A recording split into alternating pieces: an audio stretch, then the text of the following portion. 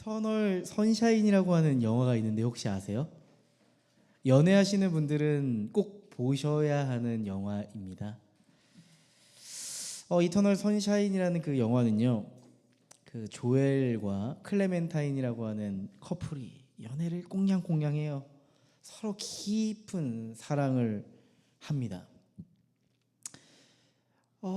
이윽고 시간이 지나서 둘의 관계에 뭐가 찾아올까요? 권태기가 찾아온 거예요. 맞아요. 모든 관계는 이내 권태로움을 맞이하기 마련이죠. 서로에 대한 무미건조한 감정, 반복되는 말다툼. 그러다가 조엘, 남자친구가 이런 생각을 해요. 우리가 시체처럼 앉아서 밥만 먹는 그런 불쌍한 커플이 돼버린 건가 싶은 거예요.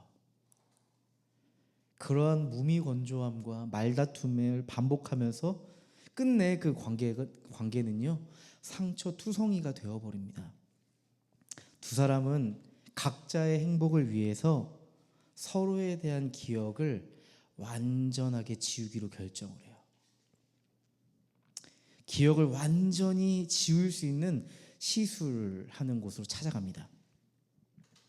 왜일까요? 기억을 지우고 나면 뭔가 내 마음이 가벼워지고 후련해질 것 같았거든요.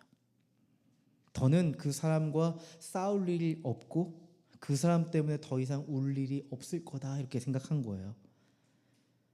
그런데요, 기억을 하나하나 지워갈수록 이 조엘이 이렇게 생각해요. 내가 그 사람과 좋았던 기억까지 사라지고 있구나, 이걸 깨달아요. 그 사람과 있었던 최악의 기억들, 지우고 싶었던 기억들을 하나하나 지워가면서 뭘 깨닫냐면은 행복한 기억 속에 슬픔이 있었고 슬픔 속에 기쁨이 있었구나, 이걸 깨닫는 거예요. 근데 이미 기억을 지우기로 결정해 버렸잖아요. 상처와 함께 그 사람과 했었던 의미 있는 기억이 하나하나 사라져 버리는 거예요. 치열하게 싸운 다툼 이후에 여러분 관계 속에서 어떤 일이 일어나죠? 이해하는 시간, 용납하고 용서하는 시간이 찾아오죠. 연인 관계에서 그렇잖아요. 한참 실컷 싸우고 나서 각자 연락하지 않고 각자의 시간을 보내는 동안에 그 사람에 대한 원망도 하지만 순간 그 사람을 이해하지 못했던 나의 부족한 모습을 보면서 다시 그 사람을 사랑해야겠다고 다짐하며 연락하죠. 용서를 구하고 집 앞에서 기다리기도 하면서 다시 관계를 회복시켜 간단 말이에요. 우리도 이런 경험을 하지 않나 싶습니다. 가장 믿었던 사람과 관계가 틀어져 버리면 마음속 깊은 곳에서 이런 마음의 울림이 찾아오는 것 같아요. 다신 안 보고 싶다. 기억에서 지워버리고 싶다. 영화처럼 그 사람을 내 기억에서 완전히 도려내고 삭제해버릴 수는 없지만 우리는 그 틀어진 관계를 잊어버리려 나름대로 애를 쓰며 살아가지 않나 싶습니다. 오늘은요, 가장 믿었던 사람과 틀어진 이들에게 주시는 하나님의 메시지예요. 사도행전 15장은 초대교회의 전환점을 보여줬잖아요. 이방인의 회심을 두고 벌어졌던 치열한 논쟁을 기억하실 겁니다. 그 치열한 논쟁은 마침내 일단락되죠. 유대 그리스도인들은 이방인 그리스도인들에 대해서 어떻게 했죠? 마음을 활짝 열고 받아들이기 시작했습니다. 이방인 그리스도인들은요, 자신들의 존재가 초대교회 공동체에게 수용받고 용납받는 그런 하나님의 나라를 경험했습니다. 복음을 머리로만 이해했었는데 복음이 실제라는 것을 몸소 깨달았던 거예요. 무엇보다도 이 논쟁의 시간이 의미 있었던 건, 소중했던 건 복음의 본질에 대해서 깊이 묵상해 볼 수 있었고 논의해 볼 수 있었던 겁니다.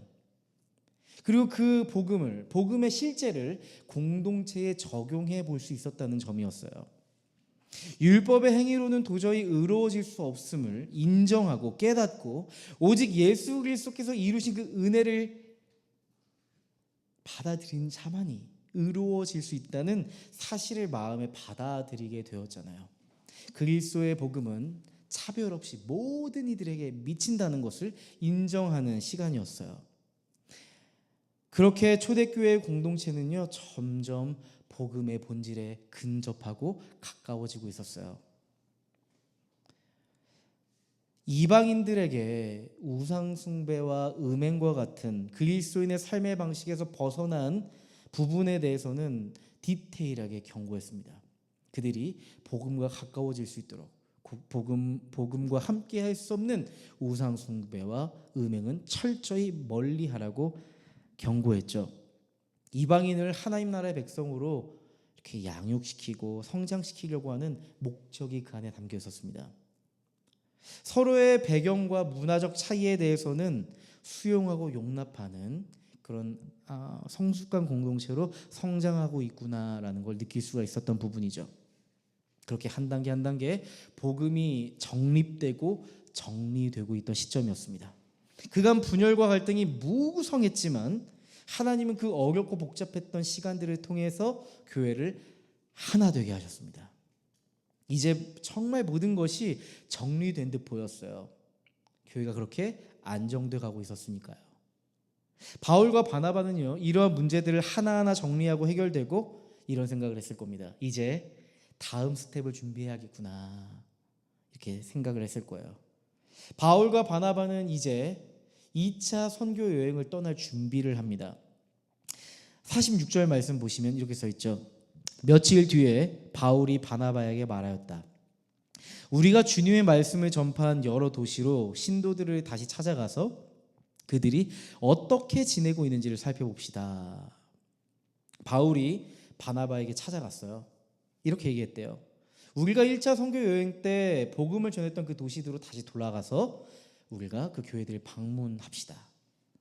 그들에게 놀라운 회심이 일어났었는데 다시 가서 우리가 그들을 돌봐야 되지 않겠습니까? 아마 그들에겐 지금 우리의 도움이 절실하게 필요할 거예요. 바울은요, 그들에게 돌봄과 양육이 필요했다고 생각했던 거죠. 아이만 놔놓고 방치하는 아빠 엄마가 아니라 우리가 복음으로 나왔으니 우리가 그들을 돌봐야 되지 않겠냐고 이렇게 바나바에게 제안했던 거죠. 매우 훌륭한 생각이었어요. 그 이야기를 들은 바나바가 이렇게 반응합니다. 좋아요. 참 좋은 생각이에요. 우리의 힘만으로 되지 않고 더 동역자가 필요하니 우리가 마가 요한도 함께 데리고 가요. 이렇게 이야기해요. 근데요, 그 순간 바울과 바나바의 관계 속에서 이 분위기가 냉각되는 거예요. 바울은요, 즉시 난색을 표합니다. 37절 38절 말씀이에요. 바나바는 마가라는 요한도 데리고 가려고 하였다. 그러나 바울은 그 사람을 데리고 가는 것을 좋게 여기지 않았다, 이렇게 써 있어요. 그러니까 이거죠. 바나바가 마가 요한을 이참에 데려가서 우리 함께 동역하면서 사역합시다. 우리 함께 마음을 합쳐서 선교할 사람들이 필요하잖아요. 근데 바울은 듣자마자 직관적으로 알았어요. 아니요, 그건 아닌 것 같아요. 아니요, 저는 생각이 좀 달라요. 그건 아닌 것 같습니다. 이런 반응을 보이는 거죠.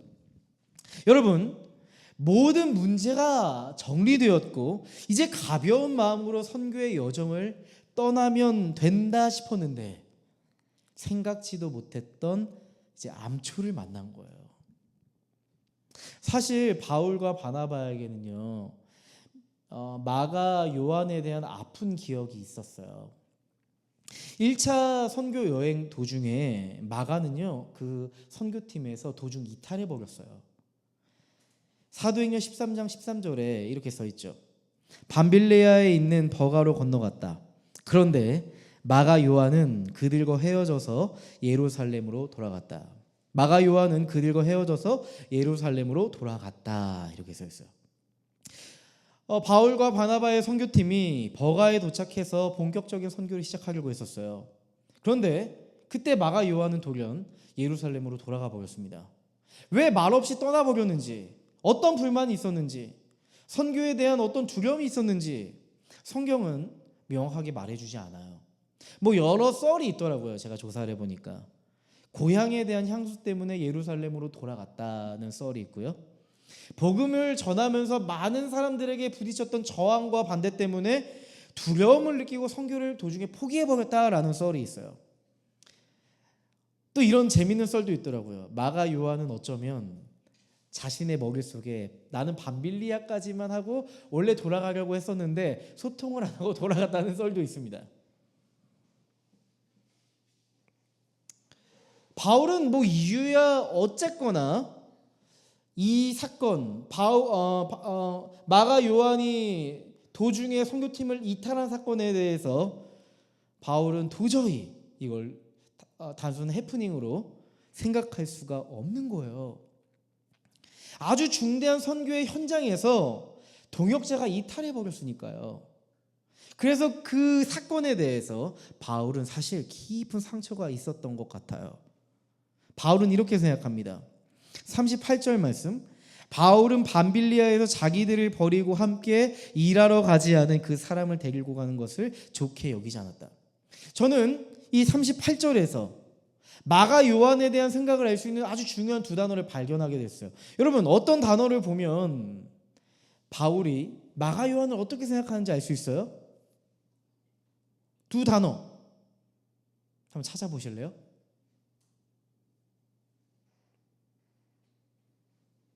어떤 단어를 보면 바울이 마가 요한을 어떻게 생각하는지 알 수 있는 부분 있잖아요. 응? 버리고, 맞아요. 나를 버린 사람이다, 우리를 버린 사람이다 라는 표현, 맞아요. 또 하나가 있어요. 그 사람이라고 표현합니다. 그 사람이라고 표현해요. 그 사람이 우리를 버렸다 이렇게 표현해요. 내가 가장 힘들 때 나를 떠난 사람을 어떻게 믿을 수가 있겠어요? 이렇게 바나바에게 이야기하는 거예요. 저는요, 바울 안에 각인되어 있는 상처를 느낄 수 있었어요. 바울은요, 앞으로도 마가 요한이 언제든지 우리를 버리고 떠날 수도 있다는 생각을 했을 겁니다. 여러분, 바울의 마음이 어떻게 느껴지세요? 공감이 되세요? 아니면 바울이 좀 과민하다 생각이 드세요? 어떠실까요? 여러분은 바울의 생각과 바나바의 생각 중 뭐가 더 맞다고 생각이 드세요? 여러분이 지금 이런 상황이라면 여러분은 어떤 판단을 하시겠나요? 여러분이라면 바나바의 의견처럼 마가 요한을 데리고 2차 선교 여행을 가시겠어요? 아니면 그럴 수 없지, 우리의 잠재적 불안을 가지고 갈 수 없지, 선교가 장난이야? 선교가 장난이야? 이거 아세요? 죄송합니다. 홍명보 감독이 감독할 때 의자를 발로 차면서 이게 축구야 했잖아요. 바울도 이게 선교야 했을 수도 있죠. 저는요, 바울의 마음이 너무나도 공감이 되었습니다. 과거에 배신을 당하거나 사람으로부터 깊은 상처를 받게 되면요, 우리는 무의식적으로 이런 생각을 하게 됩니다. 또 그 인간관계에서 또다시 문제가 발생될 거라고 우린 염두하게 돼요. 바울만 그런 게 아니라 모든 사람들이 그런 가능성에 대해서 염두에 둔단 말이에요. 그래서 특정 인간관계에서 나에게 상처를 주고 틀어졌던 그 인간관계에서 우리는 과도하게 예민해지고 불안해지는 경향이 있는 거예요. 저는 이렇게 바울의 심리를 읽어볼 때 지금 불안한 상태인데 이게 어떤 불안일까 생각을 해봤거든요. 예기 불안이다 생각이 들었어요. 예기 불안이라는 단어가 있어요. 미래에 대한 어떤 불확실성을 걱정하고 염려하면서 항상 최악을 생각하는 거예요. 피해자처럼. 아직 닥치지 않는 미래에 대해서 미리 그 불안을 가지고 와서 최악을 상상하면서 이미 그 일은 일어날 것이다 생각하고 피해자처럼 살아가는 거예요. 예기 불안이죠. 바울에게 마가 요한이라는 존재는요, 잠재적 불안이었고요, 그 불안이 실제로 내 삶에 일어날 것이라고는, 재현될 것이라고 하는 가능성이 현실처럼 느껴지는 거예요. 여러분, 선교가 얼마나 고된가요?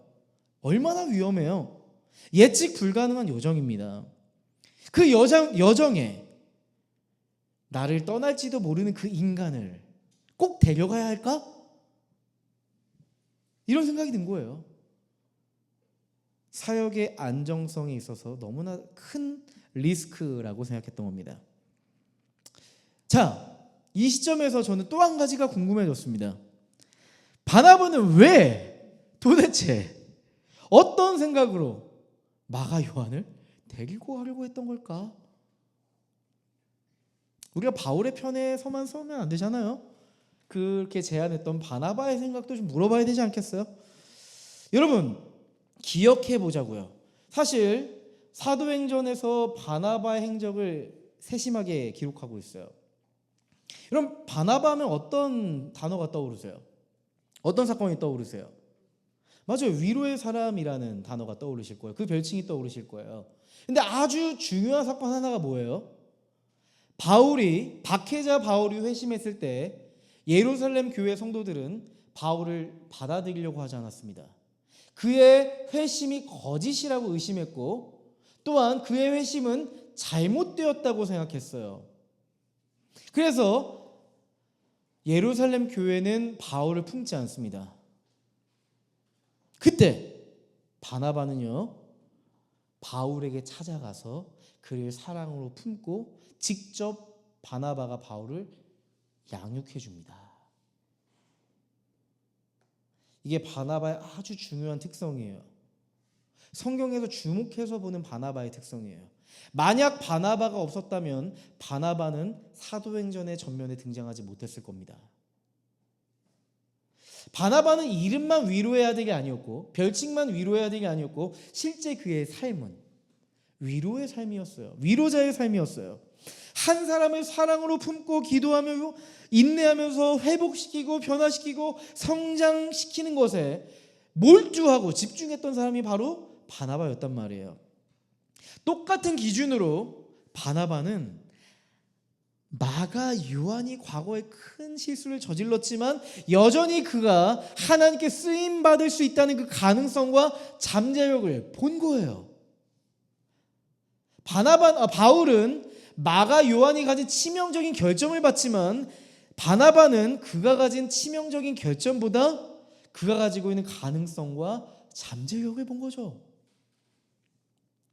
바나바는요, 바울에게 은혜를 베풀고 기회를 주었던 것처럼 똑같이 마가 요한에게도 재기할 수 있는 기회를 주고 싶었습니다. 다시 선교의 여정에 참여시키고 그가 그 선교의 현장에서 하나님 나라의 성공 경험을 하기를 원했던 거예요. 그렇게 선한 마음을 가지고 마가 요한을 끌어가고 싶었던 거예요. 뭔가 논쟁과 이슈를 만들고 싶었던 게 아니라 순수한 마음으로 마가 요한을 끌어안고 싶었던 아버지의 마음이 있었던 거예요. 여러분, 바나바의 그 선한 의도가 느껴지시나요? 저는요, 또 바나바의 마음도 이해가 되더라고요. 그런데요, 마가 요한을 데리고 가냐, 그를 데리고 가지 않냐보다 더 심각한 상황이 발생합니다. 39절 말씀이에요.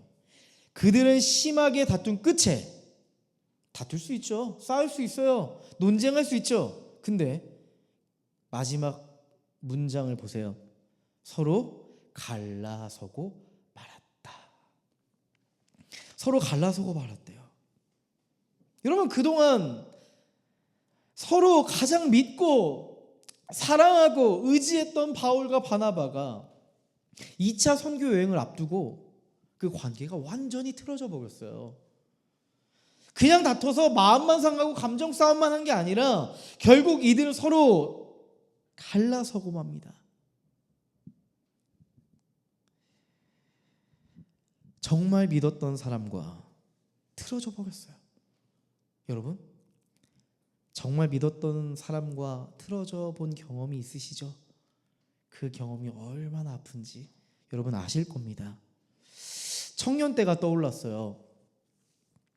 제가 찬양 인도자로 섬기던 청년의 때가 떠올랐습니다. 그때 청년 찬양팀의 찬양 인도자가 저와 동갑내기 친구가 있었어요. 참 신앙이 좋은 친구였어요. 힘든 일에도 얼굴 한번 붉히지 않는 정말 성품 좋고 성숙한 친구였어요. 같은 찬양 인도자지만 그 친구를 보면 참 든든한 친구였고요. 리더였습니다. 그 친구의 최고의 장점은 안정감이었어요. 어떤 상황이 와도 흔들리지 않은 올고짐도 있었고요. 그래서 제가 많이 의지했던 것 같습니다. 그 친구가 가졌던 그 안정감이 저에게 큰 힘이 되었습니다. 그런데 한참 그 찬양팀을 함께 열심히 이끌고 2년 정도 지났을 무렵에 그 친구가 저에게 진지한 이야기를 하는 거예요. 나 사실은 그때 힘들었어 라고 얘기하는 거예요. 나는 그때 사실 그렇게까지 하고 싶지 않았어 라고 하는 거예요. 나는 사실 너의 말에 동의하지 않지만 그냥 너를 따라준 거였어 라고 하는 거예요. 가슴이 철렁 내려앉았습니다. 한 번도 저에게 그런 내색을 해본 적이 없는 친구였기 때문이죠.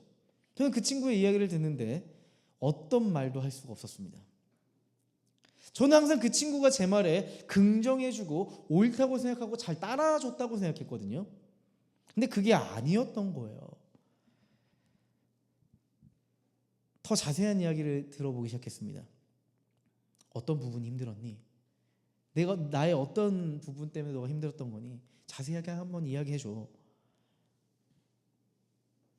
준비되지 않은 친구들을 찬양팀으로 받아들이는 거 나 사실 힘들었어.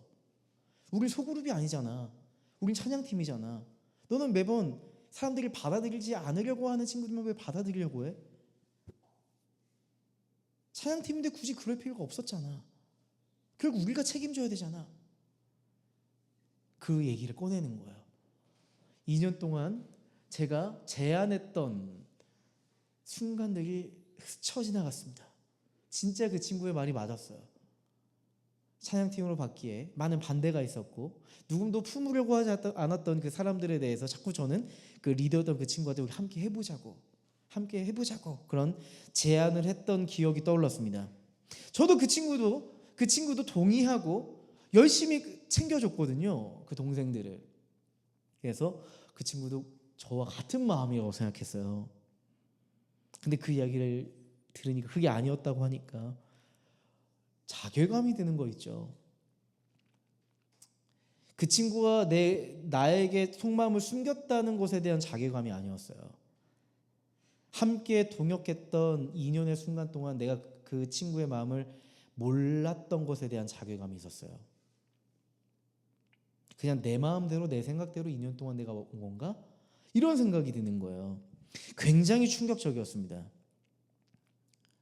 공동체에서 받아들여지지 않았던 몇몇의 사람들을 내가 찬양팀으로 받아들였는데 내가 그들의 마음은 섬세하게 읽어가려고 했었지만 나와 함께 발맞추어 동역하고 있는 이 찬양 인도자 친구의 마음은 내가 헤아리지 못했구나, 섬세하게 보지 못했구나라는 생각이 들었어요. 사실 그 사건이 있고 나서 관계가 틀어지진 않았습니다. 그 친구도 워낙 안정적인 친구였고 나이스한 친구였고 저도 그 친구에 대한 미안함을 가지고 더 잘해주려고 애썼습니다. 그때 저는 생각하게 되었던 것 같아요. 나의 열정이 누군가를 다치게 할 수 있구나, 이런 생각을 했어요. 내가 옳다고 생각했던 일이 누군가에겐 굉장히 불편한 일이 될 수 있겠구나라는 생각을 했어요. 근데 그때 그 사건 이후로 제가 살아온 방식에 대해서 물음표를 갖게 됐어요. 나는 이게 옳다고 행동을 했었는데 사람들을 받아들였는데 어쩌면 그게 아닐 수도 있다는 생각이 들기 시작하는 거예요. 제 존재에 대한 확신이 흔들리는 순간이었습니다. 여러분, 그런 것 같아요. 가장 믿었던 사람과 관계가 틀어진다는 건 단지 관계에 대한 문제가 아닌 것 같습니다. 마치 나 자신의 일부가 떨어져 나가는 듯한 심정이 들 수 있을 것 같아요. 내 존재가 흔들리고 균열이 일어날 정도로 정서와 감정을 주체하기 어려워지는 순간도 찾아오는 것 같아요. 제가 그랬거든요. 가장 믿었던 사람과 관계가 틀어진 그 상처는 왜 이렇게 아픈 걸까요? 여러분, 바울과 바나바는 단순한 동료가 아니었습니다. 하나님 나라를 위해 생명을 걸었고 복음을 위해 함께 싸웠던 전우였습니다. 가족보다 더 가족 같은 사람이 바울과 바나바였어요. 바울과 바나바는요, 서로 정체성을 공유했습니다. 아마 사람들에게 이렇게 소개했겠죠. 저는요, 바울은 이렇게 자신을 소개했을 거예요. 저는 바나바와 함께 사역하고 있습니다. 바나바는 사람들이 이렇게 자기를 소개했을 겁니다. 저는 바울과 함께 사역하고 있습니다. 네, 서로 공동체가 되어서 정체성을 공유하고 있어요. 그 관계 안에서 서로를 정의하고 있는 관계입니다. 그 관계는요, 단지 인간 관계가 아니라 나의 일부였던 거예요. 그러니까 그 관계가 무너져 버리면 단순히 그 사람과 관계가 틀어졌다는 아픔을 넘어서 내 존재도 틀어지는 경험을 하게 되는 겁니다. 우리는요, 이 시점에서 바울과 바나바가 왜 이렇게까지 틀어지게 됐을까? 정체성을 공유하고 있고 예수 안에서 공동체를 이룬 이 관계가 어쩜 이렇게 틀어져 버렸을까에 대한 깊은 고뇌를 해봐야 될 것 같아요. 왜요? 우리에게도 이런 얘기를 비일비재하게 일어날 수 있기 때문입니다. 바울과 바나바의 문제는요, 표면적으로 보면 마가 요한을 2차 선교 여행에 데리고 가냐 마냐의 논쟁 같지만 실제로는요, 내가 옳다고 믿는 것을 끝까지 내려놓지 못했기 때문에 생긴 문제였습니다. 결국 그 결과가 틀어짐이었어요. 이 갈등은 예전부터 쌓아왔던 것이 터진 문제가 아니었어요. 서로에 대한 불신으로부터 비롯된 문제가 아니었단 말이에요. 신념으로부터 비롯되었다는 것에 대해서 우리는 주목해 봐야 돼요.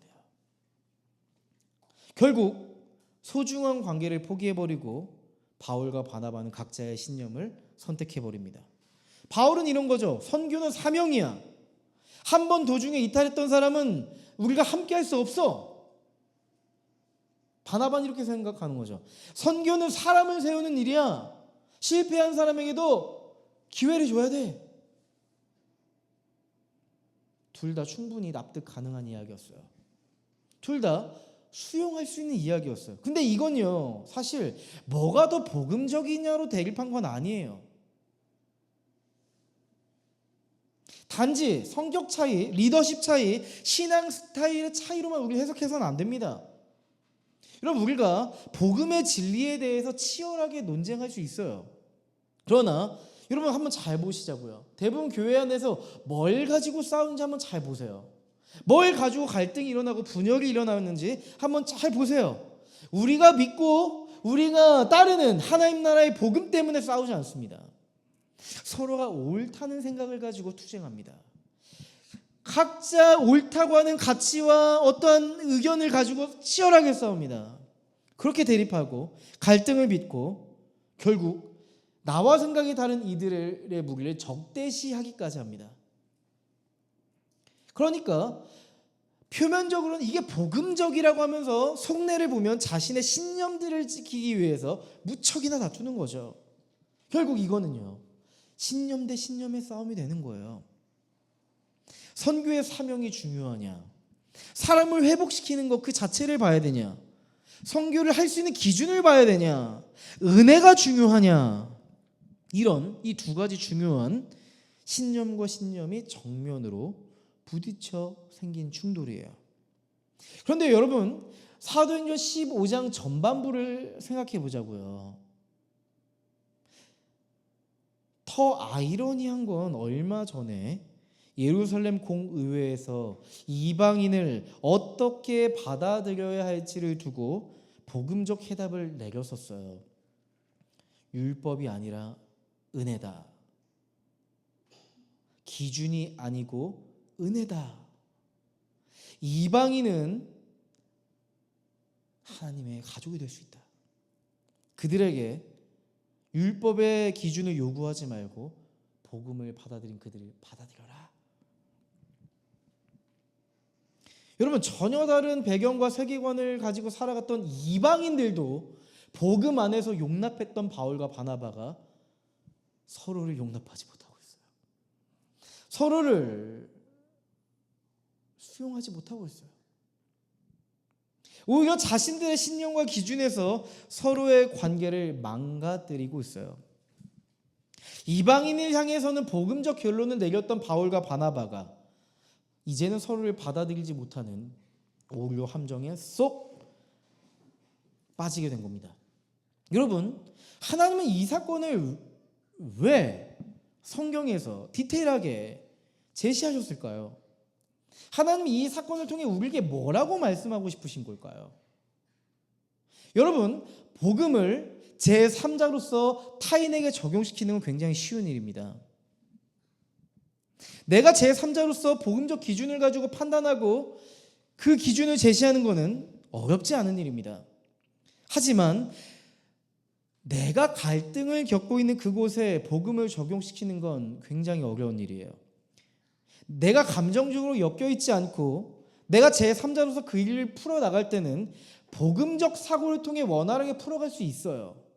하지만 내가 그 갈등의 중심에 있다고 생각해 보시죠.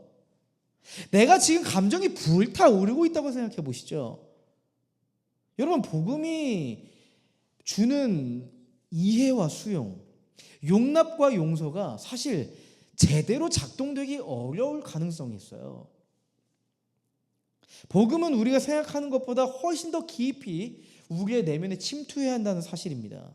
그래야 작동될 수 있어요. 감정적으로 격동적인 상황에서 내가 옳다고 하는 그 신념이 주도권을 갖는 상황에서 내 안에 복음이 작동할 수 있느냐, 그게 핵심이겠죠. 여러분, 우리가 누군가 잘못을 했을 때, 어떤 실수했을 때, 공동체적으로 피해를 주었을 때 우리는 복음이라면 이해하고 용납하고 용서해야 된다는 걸 머리로는 알긴 압니다. 근데 그게 정작 나와의 갈등, 나에게 상처 준 사람이라고 한다면 사실 복음이 작동하는 건 좀 어려운 일인 것 같아요. 이상하게 평소에는 복음적 삶을 살아가다가도 내가 그 갈등의 중심에 있으면, 감정의 중심에 있으면 그때는 복음이 작동하지 않고 나의 신념과 기준이 활발하게 작동하는 거예요.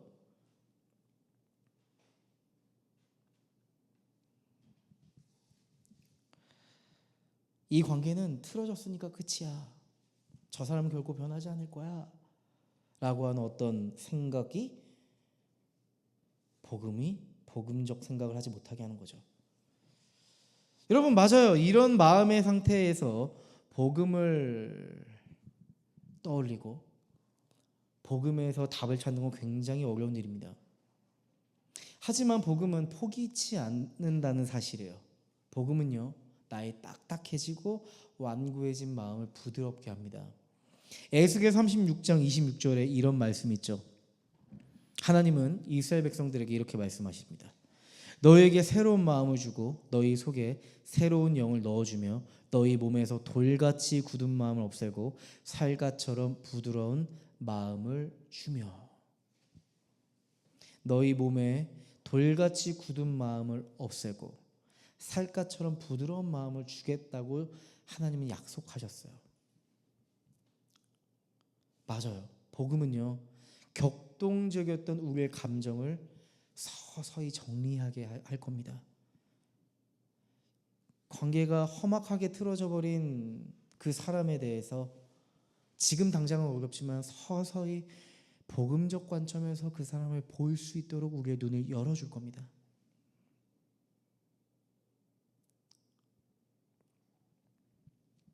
이런 생각이 들었어요.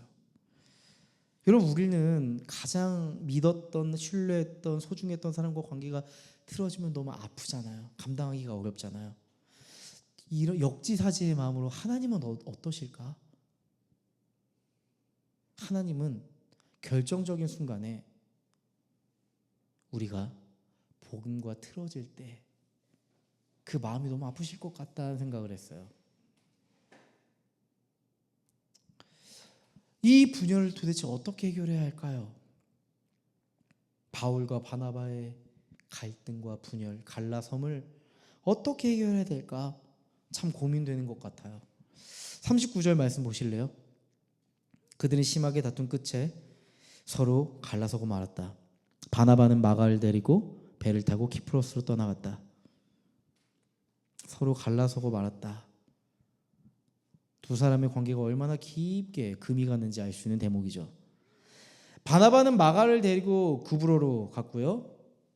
바울은 실라를 데리고 수리아와 길리기아로 갔답니다. 여러분 그거 아세요?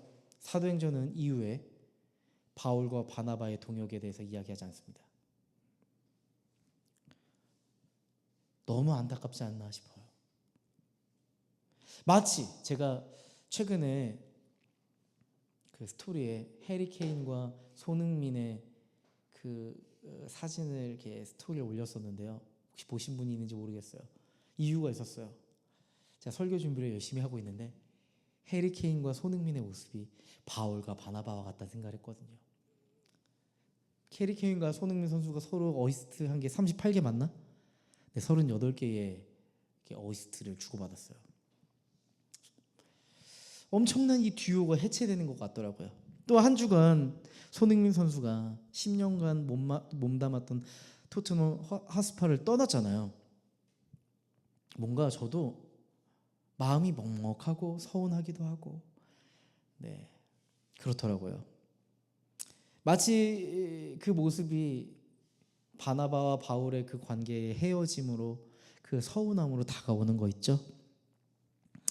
바울과 바나바의 이 결별은요, 성경으로 보는 우리 성도들까지 그 마음을 허망하게 하는 것 같다 생각했어요. 저는 하나님께 이런 질문을 했어요. 하나님, 이렇게 하나님의 일이 끝나버리는 건가요? 이렇게 바나바와 바울의 관계가 깨지면 하나님의 선교도 망가지는 거 아닌가요? 하나님, 왜 이들이 틀어지도록, 관계가 틀어지도록 내버려 두신 거예요? 하나님이 그렇게 헤어지지 않도록 하실 수 있었잖아요. 이런 마음이 제 안에 드는 거 있죠. 맞아요. 우리는 소중한 관계가 깨지면, 그 안에 갈등과 분열이 생기면 이렇게 생각합니다. 이제 끝났어 라고 생각합니다. 망했다고 생각합니다. 이제 내 인생은 잘못됐다고 생각합니다. 그렇게 여기기 쉽습니다. 관계가 틀어졌으니 이제 뭘 해도 하기 쉽지 않겠다 생각합니다.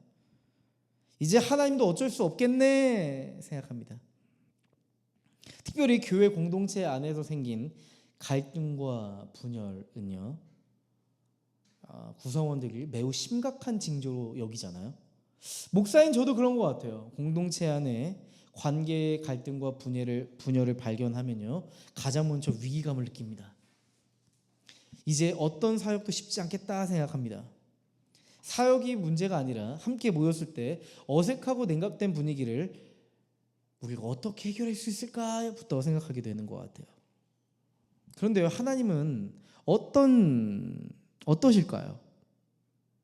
저와 같은 생각을 가질까요? 우리처럼 이제 끝났다, 망했다, 이제 돌이킬 수 없다 이렇게 생각하실까요?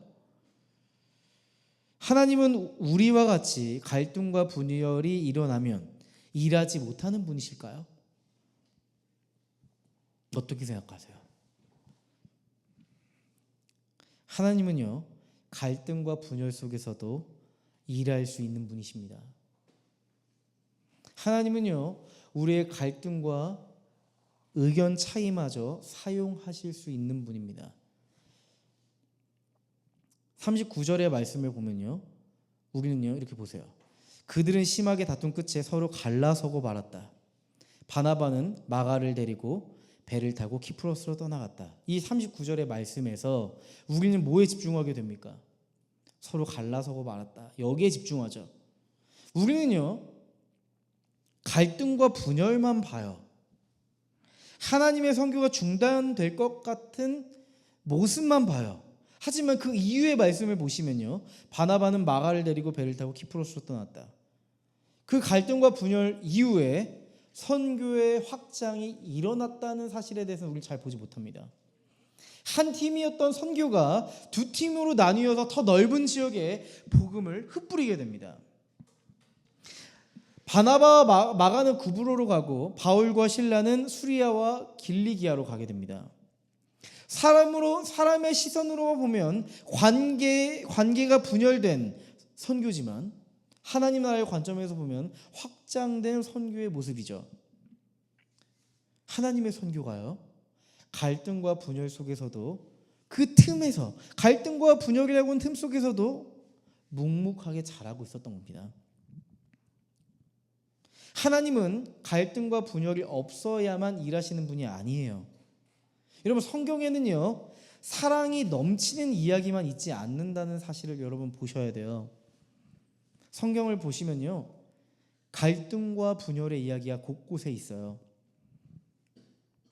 요셉과 형제들, 아브람과 롯, 사라와 하갈, 야곱과 에서, 사실 더 많은데요. 네, 몇 가지만 말씀드린 거예요. 대표적인 몇 가지 사례만 말씀드린 거예요. 이들은 서로 사랑해야 될 가족이었죠. 하지만 이들의 공통점이 있다면 처절한 갈등 끝에 이들은 서로 헤어져야만 했습니다. 근데 성경은요, 이들의 헤어짐으로만 결론 짓지 않아요. 하나님은 그들의 관계에 회복의 기쁜 소식이 들려오게 하세요.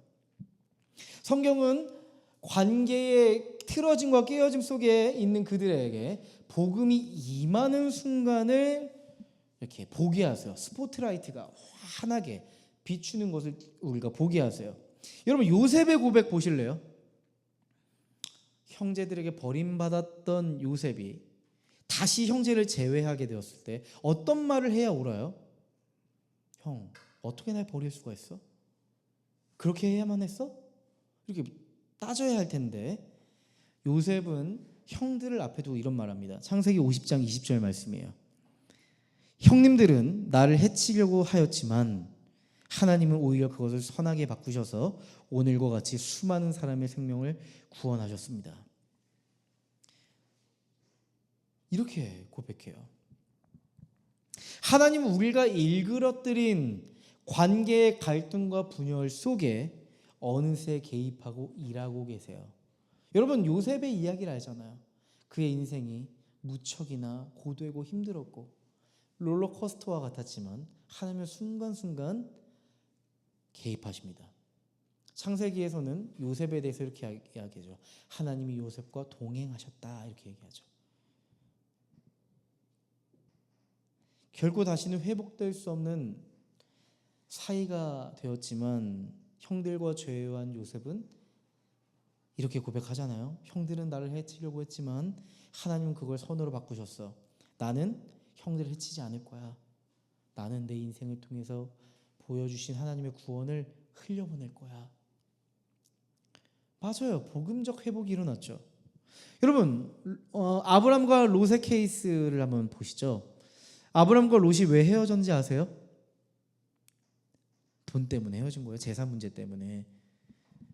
아브라함의 가축들과 롯의 가축들이 목초지에서 풀을 뜯어야 되는데 갈등이 일어나는 거예요. 더 많은 풀을 뜯겠다고. 서로가 더 좋은 가축을 만들겠다고. 결국 뭔 문제예요? 돈 문제. 재산 문제죠. 그렇게 아브라함은 롯을 떠나보냅니다. 갈라서요. 그런데요, 롯이 너무 좋아 보이는 소돔과 고모라에 갔는데 거기 위기에, 그 도시가 위기에 빠진 거예요. 롯이 위기에 빠진 거예요.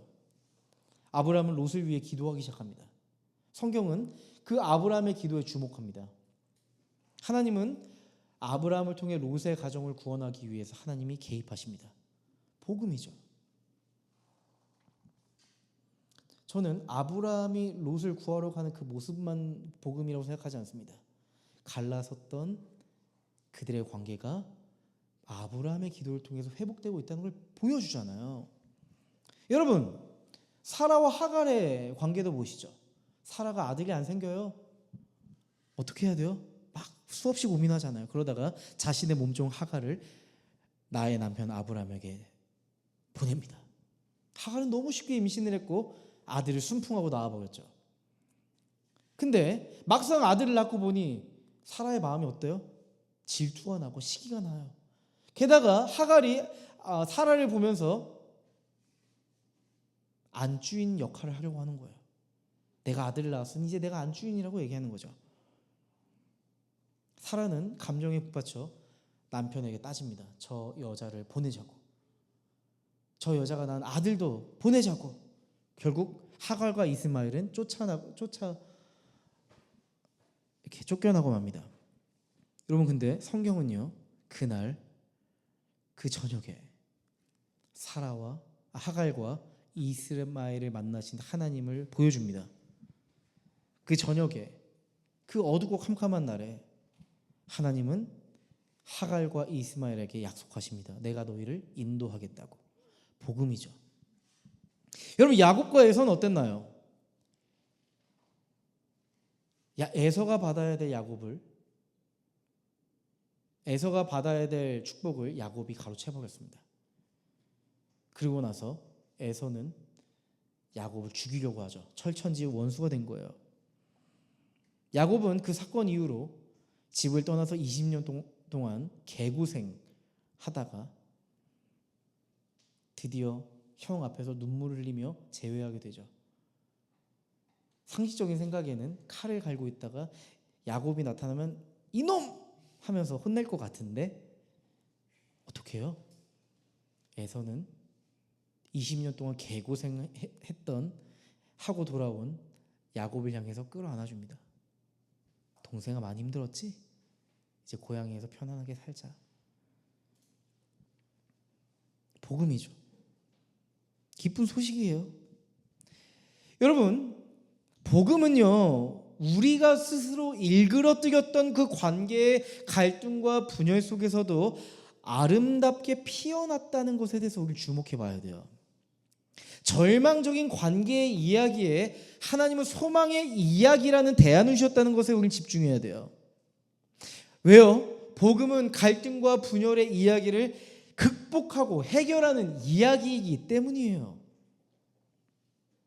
여러분, 잘 생각해 보세요. 오히려 갈등과 분열이 없다면 우리는 복음이 할 역할을 느끼기 어려울 겁니다.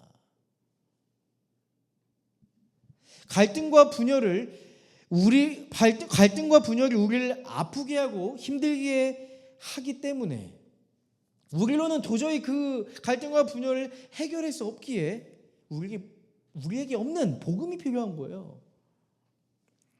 여러분, 우리가 함께하고 있는 교회 공동체는 완벽한 사람들로 이루어져 있지 않습니다. 우리는 얼마든지 충돌할 수 있는 가능성이 있어요. 특별히 20대, 30대들이 모여있으면 다 혈기가 있고요, 의욕이 있습니다, 꿈이 있습니다, 옳다고 생각하는 게 있습니다. 서로 생각하는 것도 다르고 지향하는 것도 다릅니다. 열정적으로 이해하고 용납하고 용서하는 것보다 열정적으로 오해하고 다투고 싸우는 게 더 익숙한 것 같아요. 손절하는 방식으로 관계를 끝내는 게 더 익숙한 게 20대, 30대의 모습 아닌가 싶어요. 맞아요. 그래서 때로는 그렇게 서로 갈등하고 충돌이 일어나서 끝내 헤어지고 흩어지는 경험을 하게 되기도 하는 것 같아요. 기존에 고착화되어 있던 관계의 연결고리가 이제는 떨어져 버리고 낯설고 새로운 관계를 맺으면서 새로운 길을 걸어가게 되는 그런 사건을 맞이하게 되기도 하죠.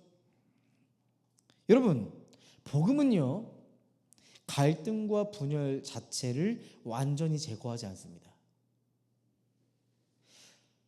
복음은 언제든 갈등과 분열 속에서 일할 준비가 되어 있습니다. 복음은 갈등과 분열이 발생할 때 서로를 용납하고 용서하며 극복할 수 있는 힘을 줄 거예요. 내게 없는 힘을 줄 거예요. 좀 시간이 걸리겠죠. 제 말을 오해하지 마세요. 당신이 복음 믿으니까 당장 용서하시오, 용납하시고 이해하시오, 이런 기계적인 이야기를 하는 것이 아니에요. 내가 이해할 수 없고 용납할 수 없고 용서할 수 없는 현실에 있지만 복음은 서서히 나의 존재를 열어가게 하는 힘을 준다는 거예요. 도저히 내 힘으로 갈등과 분열을 해결하지 못하고 있을 그때에 주저앉고 있을 때 복음은 우리에게 새로운 길을 마련해 줄 거라는 말이에요. 여러분 꼭 이 말을 기억해 주세요. 갈등과 분열이 생길 때야말로 하나님이 일하실 때다. 우리는 관계가 틀어질까 두려워서 도망치거나 분열 속에서도 기도하지 못하고 침묵하고 있거나 그저 관계를 포기하는데 급급할 때도 있지만 그 순간에 우리는 깨달아야 돼요. 이 문제는 하나님 없으면 해결할 수 없는 문제다. 그리스도께서 주신 그 복음의 은혜 아니면 해결할 수 없다는 것에 대해서 우리는 떠올릴 수 있어야 할 것 같아요. 하나님은요, 그 순간을 통해서 하나님이 절실히 필요하다는 것을 우리에게 깨닫게 해주실 거예요. 갈등과 분열이 생겼을 때 꼭 우리가 기억하자고요. 우리 예방주사를 좀 맞자고요. 나는 포기할 수 있어도 하나님은 결코 그 관계를 포기치 않으신다. 내가 포기하고 하나님 저 못하겠어요. 두 손 들었을 때 하나님은 주도 면밀하게 그 관계를 해결하기 위해서 나서신다. 꼭 이 메시지를 기억해 주세요. 여러분 어쩌면 여러분이 저에게 이렇게 물을지 모르겠어요.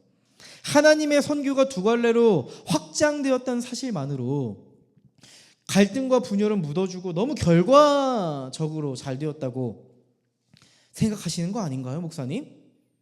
혹시 이렇게 물으시는 분이 있을지 모르겠어요. 맞아요. 아까 이야기했던 것처럼 사도행전에는 다시는 바울과 바나바가 한 팀이 되어서 선교하지 않습니다. 여러분 근데 그거 아세요? 그들의 관계가 그렇게 끝나버린 건 아니었어요.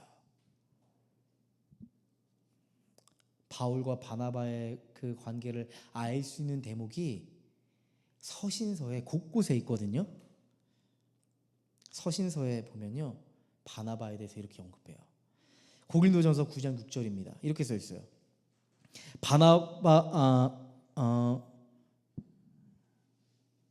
나와 바나바에게만은 노동하지 않을 권리가 없단 말입니까? 고린도 교회 성도들에게 이렇게 얘기해요. 나와 바나바가 노동할 권리가 없단 말입니까? 이렇게 이야기해요. 여러분 무엇이 느껴지세요? 갈라선 이후에도 바울은요 바나바와 연대감을 가지고 있어요. 비록 지금은 다른 지역에서 다른 선교 사역을 하고 있지만 그들이 얼마나 서로를 생각하고 얼마나 연결되었는지를 알 수 있는 대목이에요. 사실 성경은 그들의 관계가 앞으로 어떻게 회복되었는지에 대해서 말하고 있지 않아요. 근데 우리는 뭘 알 수 있어요? 이 고린도전서 말씀을 통해서 시간이 지나고 바울과 바나바의 관계가 갈등과 분열의 색채가 옅어지고 서로에 대해서 용납하고 용서하는 시간이 있었음을 느낄 수 있는 포인트죠. 우리가 또 더 궁금해지는 건 요거예요.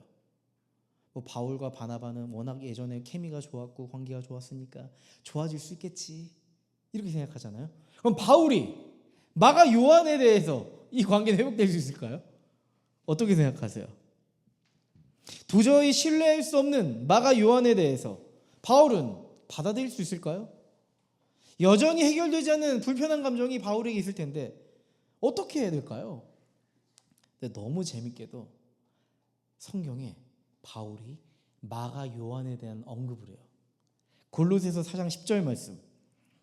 마가가 여러분에게 가거든 잘 영접하라는 지시를 여러분이 이미 받았을 줄 압니다.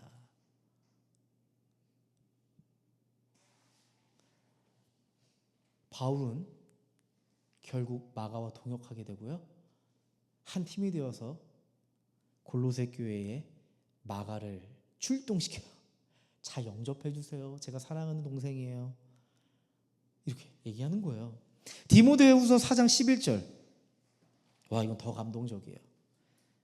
그대가 올 때에 마가를 데리고 오십시오. 그 사람은 나의 일에 요긴한 사람입니다. 그 많은 사람 중에 디모데에게 이렇게 부탁하는 거예요. 디모데, 너가 올 때 마가를 데리고 와줘. 마가는 나에게 꼭 필요한 사람이거든. 여러분, 뭘 할 수 있어요? 바울은 결국 마가 요한을 받아들이게 됐어요. 결국 바울은 마가 요한으로부터 상처받았지만 마음을 열고 마가와 함께 했어요. 또 우린 뭘 알 수 있어요? 마가 요한은 더 이상 도중에 이탈한 실패자로 끝나지 않았다는 사실이에요. 마가 요한에게 손을 내밀어준 바나바 덕분에 마가 요한은 초대교회를 섬기는 신실한 일꾼이 되었고요. 또 중요한 한 가지, 마가 요한은 어떤 사람이 되는 줄 아세요? 마가복음을 쓴 저자가 됩니다. 놀라운 일이죠. 마가에게 이런 흑역사가 있었다니, 그건 비밀로 해두자고요. 마가 요한은 과거 자신을 거부했던 바울과 함께 사역할 때 중요한 도움을 줄 정도로 아름답게 성장했대요. 여러분 어때요? 복음은요, 틀어진 관계를 다시 잇습니다. 끊어졌던 관계를 다시 매듭지게 합니다. 더 견고하게 묶습니다. 바나바와 바울의 이 갈등, 이 관계는요, 종말로 끝나지 않았어요. 저는 이걸 느껴요. 하나님이 얼마나 그 끊어진 관계 가운데 얼마나 열심히 신실하게 부지런히 일하셨는지 저는 느낄 수 있었어요. 그들이 서로 이해하고 용납하고 용서할 수 있도록 하나님이 얼마나 사부작 그들의 마음의 방향을 선하게 이끌어 가셨는지 저는 느낄 수가 있었어요. 하나님은요, 우리가 끝났다고 생각했던 그 지점에서 반드시 새로운 길을 마련하실 겁니다. 여러분, 성경의 시작을 보면요, 어떤 내용이 나오죠? 하나님과 우리의 영광스러운 관계가 등장해요. 창조주와 피조물의 영광스러운 관계. 창조주와 피조물의 관계가 아버지와 자녀가 되는 영광스러운 관계를 보여줘요. 이것보다 아름답고 완전한 관계는 없었죠. 그분의 얼굴 보며 기뻐하고 그분의 음성 듣는 것을 좋아하는, 그게 하나님과 우리의 원래의 관계성이었죠. 근데 창세기를 시작한 지 얼마 안 돼서 그 관계에 갈등과 분열이 생깁니다. 영원할 것만 같았던 그 사랑의 관계가 위기에 빠져요. 충돌이 일어나요. 분열이 찾아옵니다. 사람은 하나님을 불신합니다. 하나님의 자리에 내가 서겠다고 이야기하면서 그 관계를 깨버렸어요. 그 순간 하나님과 우리의 완전한 관계는 틀어져 버리고 말았어요. 그 이후로 성경은 끊임없이 하나님과 사람의 틀어진 관계를 주목하게 합니다. 근데 그 상황 속에서 하나님은 아주 중요한 사실을 우리로 하여금 통찰하게 하시죠. 우리는 스스로 하나님과의 관계를 해결할 수 없다는 사실이에요. 우리는 하나님과의 관계를 조금은 해결하고 싶은 마음이 있지만 그 관계를 회복시킬 수 있는 능력이 우리에 없다는 걸 깨닫게 하세요. 줄곧 하나님과의 관계를 회복하려고 발버둥은 치지만 이내 우리는 하나님과의 관계를 부숴버리고 마는 어리석음을 선택한다는 거예요. 하나님이 아닌 다른 것들을 더 사랑하면서 하나님과의 관계를 회복할 수 없는 지경으로 만들어버리죠. 하나님은 돌아올 수 없는 강을 건너버린 우리를 보면서, 사람을 보면서, 우리와의 관계를 보면서 어떠셨을까요?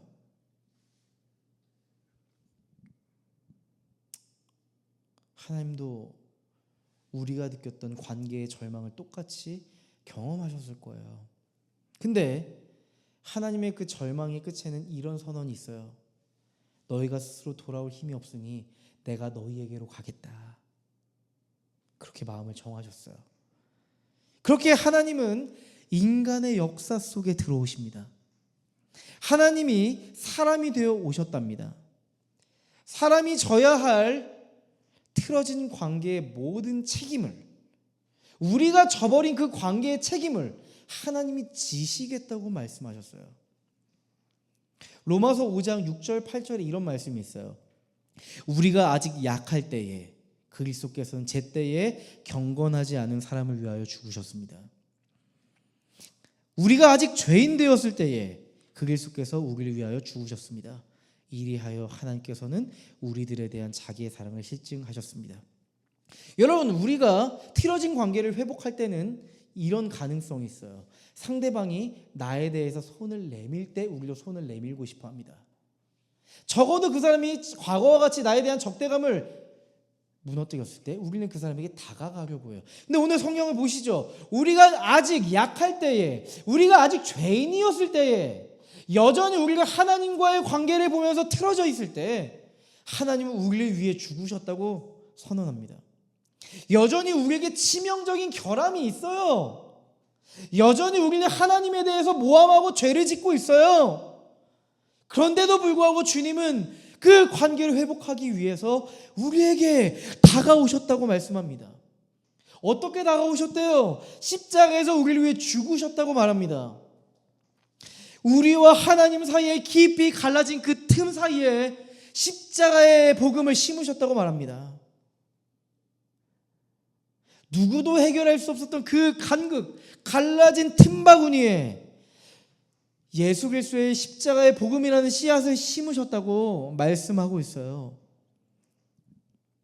여러분, 하나님이 우리를 얼마나 사랑하는지 알 수 있는 대목이죠. 일방적 사랑이죠.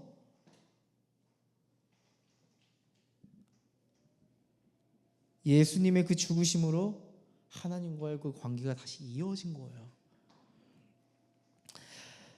바울은 이런 고백을 합니다. 로마서 5장 20절에 이런 고백을 해요. 죄가 많은 곳에 은혜가 더욱 넘치게 되었습니다 라고 얘기합니다. 여러분, 하나님과의 그 관계에서의 그 대서사를 떠올려 보시면요, 그 관계 속에 있었던 갈등과 분열, 그 끝내 원수가 되었던 이 결과는 하나님의 사랑이 얼마나 큰지를 보여주는 발판이 돼요. 대서사로 봤을 때, 하나님과의 관계의 대서사로 봤을 때 하나님과의 그 관계의 분열, 그거는 그저 하나님의 사랑을 보여주기 위한 발판뿐이 안 돼요. 결국 하나님이 우리에게 베푸신 은혜가 얼마나 큰지 보여주는 사건 하나밖에 안 돼요. 죄가 많은 곳에 하나님의 은혜가 가득했다. 그 관계의 파멸을 주도적으로 회복시키신 그 십자가 사건은 하나님이 얼마나 우리와의 관계를 소중하게 여기시는지 보여주잖아요. 연인 관계에서 상처 주는 말을 하고 치열하게 다투고 난 후에 아마 그 갈등은 그 관계에서 필요 없는 사건처럼 느껴질지 모르겠어요. 하지만 치열하게 싸운 후에 서로 이해하고 용서를 구하며 서로에 대한 진실한 사랑을 확인하는 시간을 갖잖아요. 소중한 관계에 갈등과 분열이 생겼다면 이제 하나님 앞에서 우린 질문해야 할 것 같아요. 주님이 저에게 보여준 사랑으로 이걸 어떻게 해결해 가야 할까요? 죄가 많은 그 관계에 어떤 은혜를 내가 베풀어 가야 할까요? 가장 믿었던 사람과 틀어져서 아픔 속에 있는 분이 혹시 계시다면 예수님께서 우리에게 베풀었던 그 관계의 은혜를 떠올려 보시죠. 하나님은 지금 우리가 실망하고 있는 그 관계를 실패라고, 끝이라고 여기지 않으실 겁니다. 하나님은 그 관계에 갈라진 틈 사이에 은혜로 채워넣기를 원하실 거예요. 그 관계가 돌이킬 수 없을 정도로 심각하게 틀어져 있다면 오히려 예수님이 우리에게 베푸신 은혜를 사용할 수 있는 찬스가 온 거 아닐까요? 죄가 많은 곳에 은혜가 더욱 넘치게 되었습니다. 도저히 메꿔질 수 없는 그 관계의 갈등 속에 은혜가 더욱 넘치게 되었습니다. 맞아요. 이제 관계가 틀어진 곳에 우리가 은혜가 더욱 넘치게 만들 차례가 아닌가 싶어요. 관계가 틀어진 곳에 용납과 용서가 더욱 넘치게 만들 차례가 아닐까 싶다고요. 절망의 관계에 복음의 소망을 불어넣는 사랑이 우리에게 있었으면 좋겠습니다. 소망하는 교회 화이팅!